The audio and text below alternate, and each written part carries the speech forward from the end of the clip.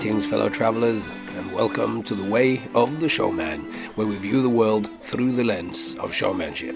I am Captain Frodo, and I will be your host and guide along the way. And today we have arrived at the very last conversation that I recorded in Stockholm when I flew kind of for the first time when this podcast went out on the road to specifically record new episodes. And so much of what you've heard along the way this whole year has been a result of those, at least the latter half of the year. I am again pursuing the idea of abstract and concrete performance, or abstract and narrative, or so. And this time I start out by asking Jay about the relationship between presenting abstract or artistic ideas to students, because him and Eric Aubrey, which we've heard a few episodes ago, are both teaching at the Stockholm Circus school, and it's so I lay out this question just as soon as this episode starts, but so we're talking in next part of this episode, next part of this conversation, which will form next episode, will be getting back into this thing of intention and abstract and that. But now we're attacking that same question from a slightly different angle, keeping in mind that the relationship between a teacher and a student is in many ways related to the kind of relationship that exists between a showman and an audience. So do with that preamble what you may, and I hope you get some inspiration from this conversation. Let's jump right in.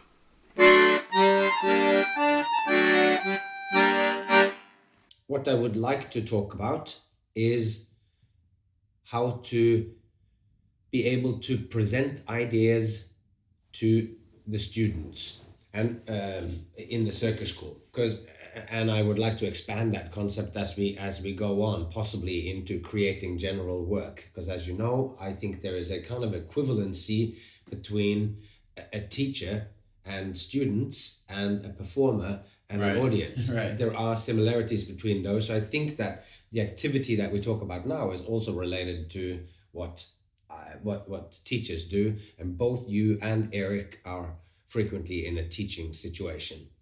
And this springs from listening to you and Eric talk, and towards the end, I think, of the March episode, he was talking about he's going to do a session of teaching at the circus school for the juggling students, or for more students, and he was going to present some of his ideas, which we have already visited on this podcast.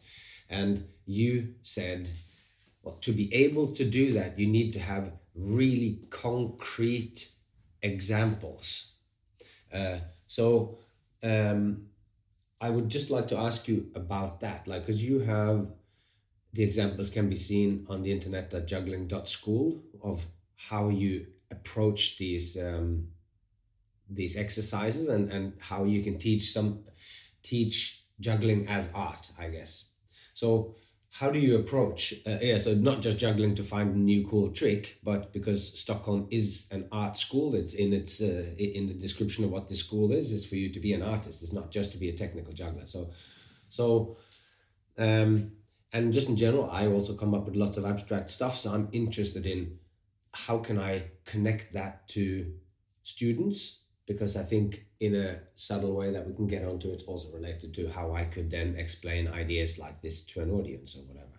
Yeah, I mean, so there's a couple different layers there. One is that in terms of, so just confronting that idea of giving an example. Mm-hmm. So I think you can have a conversation with someone about anything in any context, and you can think you know what's happening in the conversation. Let's say you meet somebody in the street and you start talking to that person and they're using words, and as far as you know, we do this all the time, we just casually assume that we understand when they say that they went out and was riding their red cow yesterday.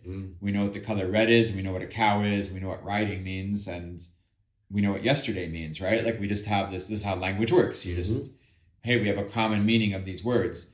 But I think particularly in a you can say like maybe the classroom environment's a focused environment of communication.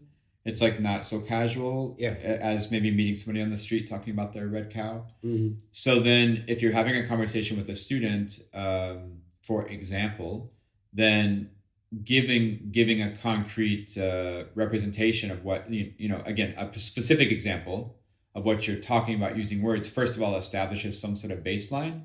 Because I think, especially like you were saying, if it's an artistic school, maybe you're working with bigger concepts than perhaps you had already mentioned technique. Mm-hmm. Like, hey, let's find a new trick. But what if we take a more conceptual approach? Then you're going to use words that are broader, more, you're expanding ideas out. And then in that case, I think there can be an intellectual understanding of like, yeah, I think I know what you mean when you use that word. Mm. And maybe we all have our own personal relationship to those words that hopefully those relationships overlap enough between us that we can have an effective communication. But I think, immediately once you say, here's the big idea, basically, right? Yeah. Here's the big thought. And the student can kind of intellectually grasp or have a personal internal interpretation or relationship to those words and go like, yeah, I think I know what you're talking about. But once you give that little concrete example moment, specific, example, then they know more precisely around which area of that concept you're focusing on, or right, they just have a better, more clear understanding of which area or direction the conversation is going in. So that's like the first half of it, I think. Yeah. And the second half of that, following on from that, is you and I, we've been saying that we've been talking now quite deeply since at least 2020, and a couple years before that here and there in Las Vegas, but more in 2020 more intensely. It started our conversations, and so we have a pretty good understanding of each other when we each use words. We know what the other person's saying more precisely than 5 years ago when I first, or 20 years ago, 25 years ago when I first met you. We share a little bit of the same language, and also you hear me repeating certain phrases over and over again, which comes then to grow in this is obviously very important for me, and you see what those phrases mean, and me and the same with you. So so the second half of maybe this process of not only just giving a specific example after you've vocalized a large concept, but then you give a specific example, so you have a common starting point at least. The second half of that is just building a culture in the classroom, or building a relationship or a working method between the people in the room. And so that you have common expectations, and again, common parameters by which to start a new conversation that goes into the unknown. So you start somewhere known, so you're not just constantly circling lost, trying to find each other in the dark. And so that's a lot of conceptual talk right there. I'll give you a specific example. Excellent.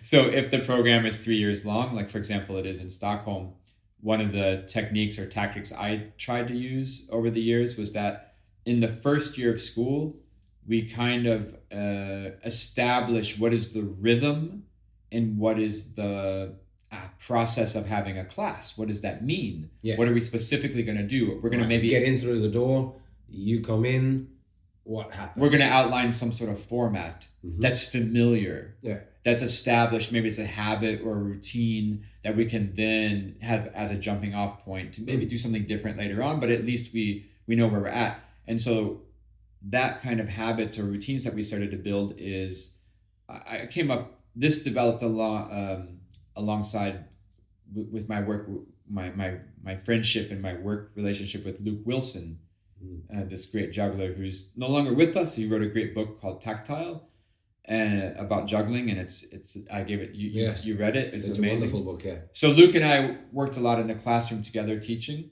on the program here in Stockholm. And so one of the methods we use is we'll talk about a very big concept, perhaps, maybe intimidating in its scope or daunting, and we're talking about time and the universe and whatever, like it's something crazy. But then you have 6 minutes to do it.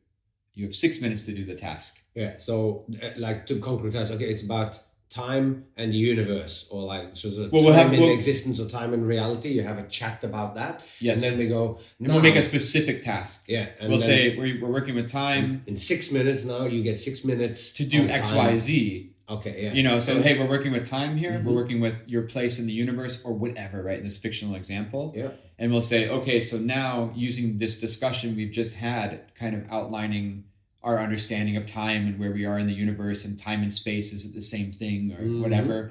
Or waves, particles, and lights or whatever. Now time, using that understanding, and rhythm and all of this is also, of course, intricately connected to juggling, because it is an art form that expands through time. So yeah. Sure, but it could be any example of anything. Yeah. It could be, but just to continue to go on this one, because so then what you do, but does it really matter though what it is? Because it could be sponge cake and sea turtles. I know, but then the thesis of the conversation is that you say that it has to be specific. So when we got one, wait, because then what you do is you take that concept, and it can be anything, but then you just say, okay, so using this understanding of whatever it is that we're talking about, take your juggling, and we're going to try to find 3 examples or 3 moments that represent some aspect of your connection to the conversation we just had, right? Yeah. And maybe that after we have this little exploration of physical, I hate the word research, but physical research of what we're thinking about. It is. Then research is a valid word in this, because you're giving them a task, and let's save that for we can argue that. I mean, the thing with research, exploration's great. Research for me right now in the circus world is denoting a certain cachet. Yeah. And nobody talked about research 20 years ago. It's just come into the parlance now. And I also never use it when I go down into my and the other magic room. I don't go down to do research. No. And the other part of not what I call it anyway. The other reason I don't do research in juggling is because I think what people mean when they say the word research in practicality is intrinsic to the act of juggling. You know, so juggling for me, a part of juggling, not all of juggling, but an aspect of juggling is what people call research. It's just naturally this exploratory curiosity, searching, finding, playing, experimenting, whatever. For me, that's built into the act of juggling. Well, and the culture of it, at least. And maybe we were talking about this yesterday, that there's certain people are more technicians and work very specifically on their act, but don't do much social juggling or hangs out the back to explore new crazy avenues. And you're perhaps the epitome, one of the at the forefront of people who just is known for, when you go to see you're going to see balls, clubs, and rings, but you're also going to see flashlights rolling on the floor at one particular time, or you're going to see sticks tied together at another. So you're constantly breaking the frame. So that's part of your research, and maybe not of everyone, but in the school you would also imagine that maybe not. Okay, I don't think fundamental to juggling technique there's anything in there about research necessarily. No. But in juggling culture, even from when I was 6 years old. They teach, my friends taught me the cascade, sure.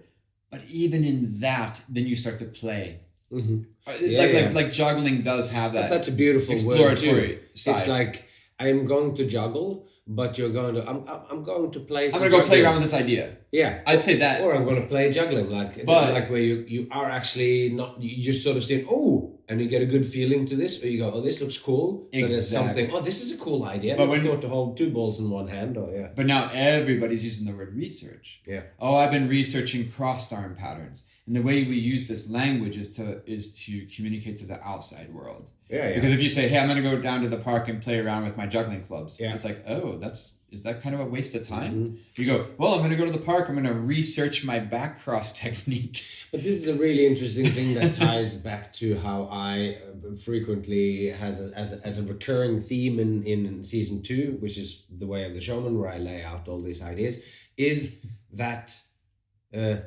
people ask you, what is your real job? Or is this your actual job? Can you make a living from doing this? Totally. And part of it is that on the surface it looks frivolous. Right. So to be taken serious as an art form, there you go. It is also, you would imagine that, especially also because there is an academic drift towards academia, when you are part of a university. You just have to. And I know that discussion is going on in Melbourne, and it's going on here. And there's more here in Stockholm. Yeah. There's more pressure in an institution like a university for there to be papers written to justify. Yeah. So now, what if that gets taken to the point where when you get in, and previously you say you were part of the process of choosing who gets to come into the thing, and you get to choose some jugglers who's going to be in the program, and you're going, this guy is so good at juggling, and this girl has got the most amazing repertoire of this, and I want those two, but that the others go, but they handed in some assignments here and they weren't very good, because one of them, the ideas are good, but her spelling is terrible. No, it's a great observation. Is the sort of like, because at university, if you're getting into university, you're just assuming that there's going to be some writing and some thinking of that. And a lot of the people who go to circus school come there because they're extraordinary physical performers who might not have fitted into normal school, like Ken Robinson says about whoever he's talking about, this woman who was discovered, and they're going, we think there's something wrong with her.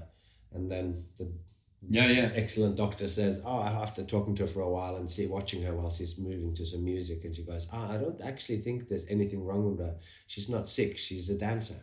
And then she moved on and went on to choreograph Cats and all that. Absolutely, name, but it's a good observation that when you're inside the institution, there are certain barriers or parameters you have to meet and that aren't all necessarily lined up towards maybe one direction of the expectations of the students who apply to the school. And they say, I really want to go to the school, and in their mind, let's say the jugglers, they think they're going to go juggle all day long. And actually, it ends up to be a very little part of their day. Let's get back to back in the classroom. You've given them three tasks. You've talked about time and space. You have a big idea, and you can then you make a concrete task out of that.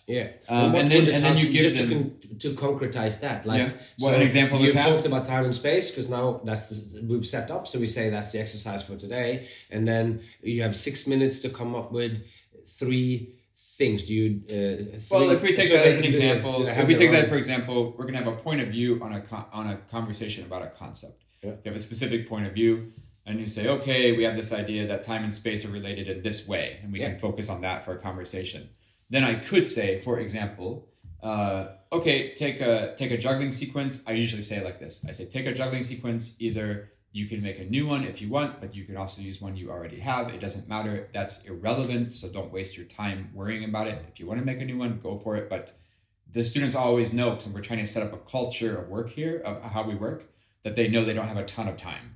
They also know then that technique in terms of this moment is not the focus. So you don't want to pick your hardest trick that you can do 1 time out of 10, because that's not the point here. The point is something else. So pick technique that's easy, that you can remix easily, and then maybe take this sequence and find 3 moments inside that sequence where you pick something out of our conversation and you try to make a moment that relates to your thought. Somehow. And that can be open to interpretation, but I always ask of the students that after we have shown the results, that they can back up what they've done. So at any moment, if I say, but why did you do that? There's some sort of answer there. And this is getting into your intention thing in a little bit. But what I'll do then is I don't give them 45 minutes to do this. You give them 6 minutes, 3 minutes, 8 minutes. It always changes. Luke would always change it. But the point isn't to invest. The point is not to dedicate your life to this question.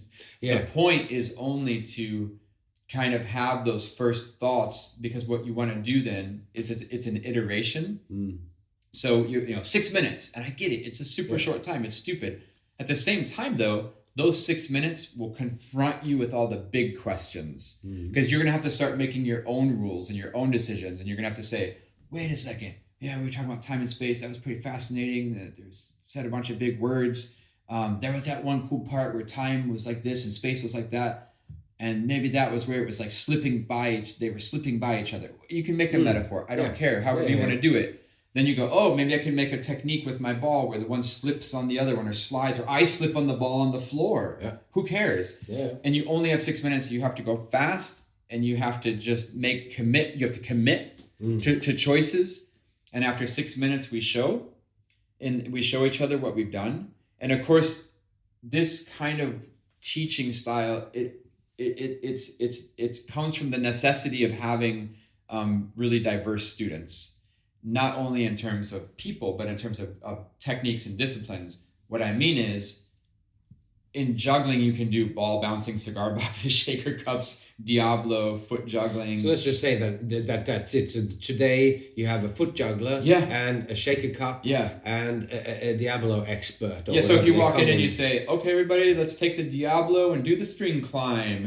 And then the foot juggler's like, oh, I guess my morning, I just wasted my class. Like, why am I here? Come here to do Diablo. So we do this conceptual work, and then you can fill in your technique into these ideas. But everybody shows first. And then after you show, we can talk about it and say, well, what did you mean when you did that? Or, hey, I watched your sequence. I did not see 3 moments at all that related to anything we talked about. Oh, but I was thinking this. Okay. Then we start to it's just kind of like raw material to start to shape a discussion, right? This just seems also beautiful to exactly this question that I have with like abstract and concrete that I've been trying to get to. Because you're just going, well, that idea, that's a shallow idea. But the second idea, that's a really powerful idea. But anyway... Or more that you have these discussions, you frame a little assignment, you have one sort of attempt at it, but the students start to have a desire then. Because once you see that first attempt and you go and you say, maybe for example, I did not see in your sequence anything of the task. Yeah. But then they can say with words afterwards, and they can say, no, but it's at the beginning when I took the ball and put it on my head, I was thinking this. And now we can have a real discussion because we can say, great, I love it. You had an intention. You thought this idea, so therefore you put a ball on your head, but I did not see what you wanted to do. But now, because you have an actual idea, we can start to talk about how to make that manifest. So this is great. So Eva goes, it has that abstract or concrete or whatever art then has to do with intention. And within there could then be that there's a 2-step process. First is that you have the intention put into the work. That's the goal. I put the ball on my head and I did it. And then you say, okay, but that idea is actually, there's something to that. It was a strong idea, but it was a shallow expression. So if this now is your attention and we like this idea, the ball on the head all of a sudden is time passing like this. What can you do with this one here? This idea and this image that you've come up with, so that this idea will stand out stronger. And then this exercise also becomes then a practice at being clear in your artistic expression. Well, so that's exactly what it is. You nailed it right there. So this first year in class is really just repetitions of making choices. I say this all the time. Yeah. Look, what we're practicing to do is to make choices. And because I try to think for a long time, what is the point of having juggling in a circus school? I can understand other disciplines and also on different levels though. I mean, different kids courses or youth circus, and then there's high school. But now we're talking to university. What does it mean to have juggling at that level? And then you can start to say, well, with acrobatics like teeterboard or flying trapeze, you need to have a safety net. You need to have a safety belt, maybe a lunge line. You need to have a coach that says when to open up out of your quadruple flyer, like flip to the catcher on swinging trapeze, those are helpful things. But when we're talking about juggling, more or less juggling technique is not life or death, like some of the other, just like teeterboard. And also juggling technique is not, you're not going to get in, like you just don't need help. You just need to go grind away in the corner at your 7 Club back cross cascade, right? And you don't necessarily, especially at that level, you definitely don't need a coach standing there saying like, well, the third club from your right hand went 1 centimeter lower than your left hand. Because you should practice. Because get off the floor and practice. At that point, you shouldn't do that. Yeah. Yeah, because I mean, at that point, if you're at that level of high technique, you also know how to learn you learned how to learn. Yeah. You've already learned how to learn. Yeah, that's right. And maybe this kind of discussion is not useless. But maybe it should happen at an earlier phase in the education, maybe in the high school or in the youth circus. Yeah. You don't just teach somebody how to juggle, you also teach them to learn how to juggle themselves, like that they can teach themselves how to juggle. I mean, in the ongoing debate of that we've now had a little bit where we talk about schooling too, then that's like that should be one of those things that should happen. Not just how to learn, but even to start a kind of desire for you actually to learn something. Right which on. does mean that you need to find something that you're interested in, which is the way that the normal school system, now we do this for 40 minutes, now you do that for 40 minutes. So even if you totally dig what's in the first 45 minutes, it gets abruptly halted after you've just getting into a groove, and then you finish doing maths, which is your passion, and all Right. of a sudden you're doing Yeah. I was going to say ceramics, but that's maybe more for a Waldorf school or whatever. But like Yeah. that, there's an unnatural rhythm here. Whilst the guy who juggled the 7 clubs, or the girl who did the foot juggling, have gotten to that stage because they have not spent just 20 minutes warming up, then 20 minutes doing their act, and then 20 minutes warming down, and then that's the end of that. Like they've just done a days and days and days of doing the same thing to just really go into it. So So then I think what's the point of juggling in a higher education, like in a university setting? There's a few different factors I came to, but one of them is efficiency.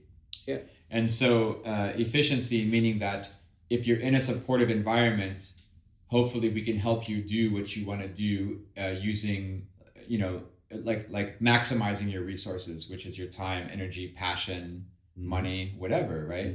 And part of that then really for me, in terms of being an artist, I see myself as an editor most of the time, an editor of information, drawing in information from the technical and physical practice of juggling, but also ideas, information from other art forms, from other performers, other friends, whatever, right? But at the heart of that is just making decisions, making choices. And I often feel if I'm hired to go do a show, sometimes I feel like I'm just paid to have made a choice. Like they just wanted someone to show up who made a bunch of choices. I can wear the orange shirt or the red shirt. It doesn't matter. I chose a shirt to wear. I picked a song to play.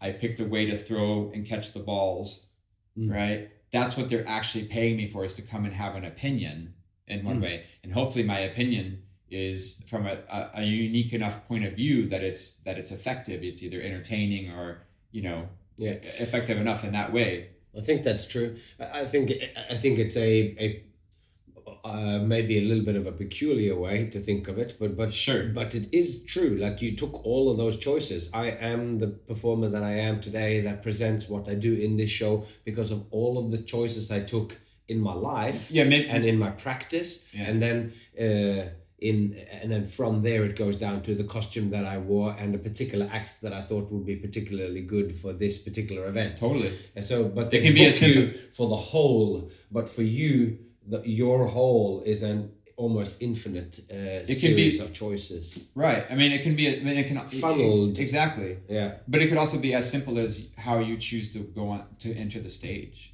Yeah. Right. It can be as fundamental as that. Yeah, but that's it. It's like, oh, that's the act, and how am I going to connect them together? And it's like you make all those choices first. It's like, okay, I made all the choices so that I played my cards, so that when the circus arrived in Denmark and it's pouring with rain, I could sit inside and I'm glad I played my card, so that I am now in my caravan warming up for the gig, and the workers are out there in the rain and they played their cards to be putting up the tent in the rain, and I'm like, okay, so I did a series of choices that landed me in this place, and they did a series of choices that landed them in another place, and then when we're hanging out at a party, then it's all the same. So we can, and that's totally right, and we can also, and on one level, of course, say this is all of our lives in every single moment, that you're here and I'm here, Frodo, because we each made choices that led to this right moment. Yeah. But I think there's something a little bit more clear in the connection between being an artist and this idea of making choices, which is because I often think of the student and therefore myself walking into the white room or the studio, walking into the empty studio. You stand in the middle of the floor, you have the whole day ahead of you, and you think, oh, what am I going to do? And I mean, what am I going to do in the specific sense of like, now I'm a juggler, I'm going to make a new act. And you stand in that studio, right? And we've all had that moment. Yeah. And you think to yourself, what am I going to do? What should I do first? should I start with my right hand? Oh no, that's not quite. That's a little bit boring. Maybe I start with my left hand because I'm right-handed. That'll throw them off. You know what I mean? Yeah, but thinking making a creation. So it's a sequence of choices, and that's what I meant. And I guess I just immediately went to the big picture. No. But it's how to present. Yeah, and because I would also say that you have made all those choices of what you're going to do, and then you end up in front of the audience, and then you're still making further choices on how to present that, and you're going, ooh, I can't start with my left because of reasons. And yeah, I mean, me and you, I mean, you freaked me out a lot about that, which you were totally right to do, because we were so deep in process with the Reflex show for a year and a half to create for the premiere. And then towards the end, I was a bit suffering. I think the process was a bit too long for my taste. Like, I wish the show could have happened a little earlier, so I could have stopped obsessing about it earlier in that certain way. Yeah. Because you kept saying, yeah, man, but even once we do the premiere, it's alive. It'll just keep changing and keep growing, and each new time you do it, and I'm like, no, I need the choices to stop. Right? Like, I was overwhelmed. And this is also an interesting thing, because as a juggler, you can do that. I'm going to juggle with the left and right and left, and then I just do it. You fucking deal with it. It's not the best thing, but when I'm there in the level that I am at and I'm delivering language, I'm standing in front of them going, all of these words make sense. We share them all, but like you said, for some of the pieces, they already get it. And I now have 4 more minutes to say to get to that point. But I just bring up the idea a little bit first. And after talking for 20 seconds, I have convinced them of that. That to me means we have to take that out.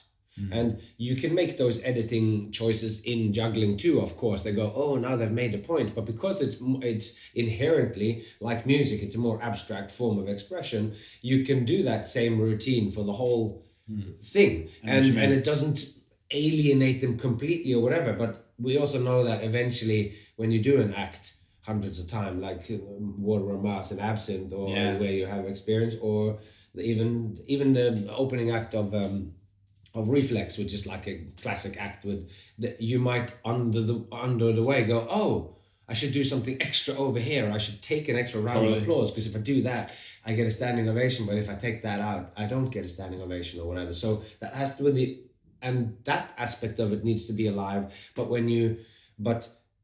you can do a little bit of that, but I think maybe it has more to do with text then, or with the actual relation with the audience, because it's the same with a piece of music.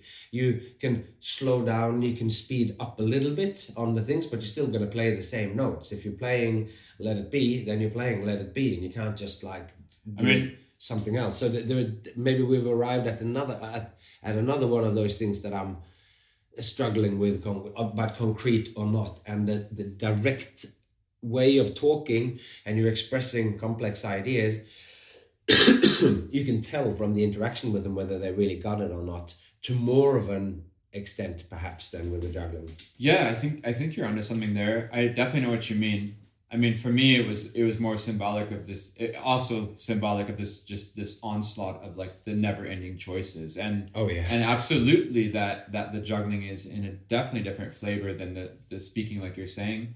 But of course, then once you get to the premiere, anyway, you're gonna see what worked and what didn't work, and it's gonna be changed again for the next. And we were changing it in New York every day too, with Josh and Lindsay. So definitely it was evolving, and I was just exhausted of the choices. I mean, but in class, this idea of efficiency then. So we first of all practice making choices, because that's something that we don't talk about. We could practice doing 5 balls. Like, for example, somebody who picks up 5 balls for the first time and they never juggled 5 balls, nobody, including us from the outside and including them from the inside, nobody thinks they're just going to catch all the balls the first time.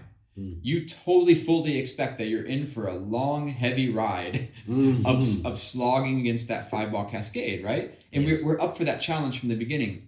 It's so silly then that things that aren't technical, such as creativity, making choices, thinking of ideas, nurturing inspiration, valuing our passion, having a sustainable career, interest in what we're doing over many, many years. We think those things just happen automatically the first time, or we don't conceive of it in the same way as technique, where I'm talking about get this, like I'm talking about in juggling class right now. I'm not saying we're practicing throwing and catching clubs and rings. I'm saying we're practicing making choices. Yeah, and that's maybe a little bit weird, right? But at the end of the day, it is something that you get better at. And I always have a suggestion for the students. I have a method for this because people, they get confronted with choices, and you can, including me, you get frozen, and you can get stuck in the moment of indecision. And when we go back to this idea then of efficiency, then what it means is you want to do, the most results for the least effort, right? That doesn't mean you can't give a lot of effort, but if you give a ton of effort, you better get 1 million results, hopefully, right? That's this idea of efficiency.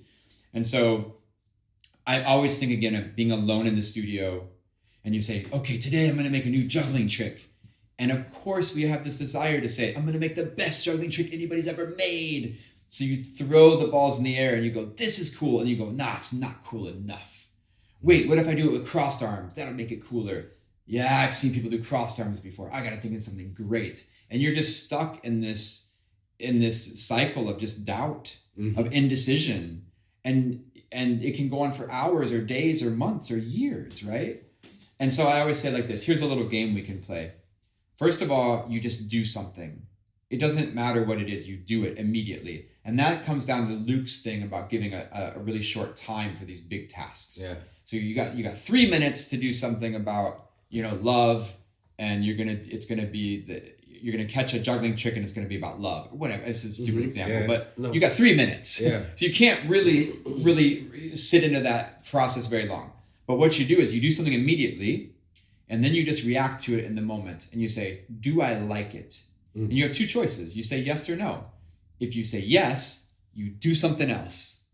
And the next thing. You say yes. And you leave that thing, and then you start on the next thing. Exactly. Yeah. And then you do the next thing and you say, do I like it? Yes or no. And maybe this time you say, no, I don't like it. And here comes the other little half of this process. Yeah, right. Which is, if you don't like it, you have to say, why don't I like it? And this is the other thing we practice in class besides making choices. What we practice in class is articulating what we think. Yeah. So I always say to the students, hey, so, the first day of class, second day of class, whatever. Hey, show me some of your juggling. Like, show me some juggling that you like. We'll do something like show me your favorite trick, or show me your hardest trick, or whatever, right? Just that they do something. And then I can say, so why did you do that? And for the most part, I think even if you would confront me with that question right now, it's not an easy thing to answer. Why did you throw the ball like that? Or why did you catch the club like that? It's not something we often really consciously think about, that we're just ready with a super clear answer. Now, if you are ever stuck in deciding what to do next, then I really like this exercise. It's so simple, but then I use, how if you don't know exactly what to do, then just do something. Ask yourself, did you like that? If yes, then keep it. If no, ask yourself, why did I not like it? What's wrong with it? And this will cultivate your ability to make choices and decisions that you like. And from that, you can, when you look back in hindsight of the choices that you've taken, you might be able to spot what your style is, if you haven't already found a style externally to you and by seeing a music video that you want to copy or whatever. So I find that I do something a little bit similar when I'm writing, and when I'm creating what I'm writing, and I'm taking notes, whether it be on my phone or on pieces of paper, that I literally, when I get stuck, I actually write out on the page or in the note on the phone, I write out the question, like, what is it? Why don't I know what's going to happen now? Or what happens here? Or what does it mean that this has just happened? And sometimes just literally just formalizing and expressing the question to myself, I then need to start to answer it. And that sort of forcing can often then mean that the next thing that I write is the next step forward, and I then go back. If it's a note form, that's going to end up in a script, and I usually just delete the questions, because sometimes just expressing it. And there is something that John Vervaeke, the Toronto University professor talks about is that a question is almost solved when you have properly and well defined and articulated the question. So maybe this combination of asking questions when you're writing, or asking a specific question as to what's going on, and to learn to do something and then ask whether you liked it or not. Maybe this could be something that could help you if you ever feel like you are stuck. So until next time, tell your friends about this podcast. I really would love to have more people as wonderful as yourself listening to this every other week, or every day for that matter. You can now listen for almost 100 days if you listen to an episode every day. Take this whole thing in. So the project is growing, and I hope you are growing along with it. Until next time, take care of yourself and those you love, and I hope to see you along the way.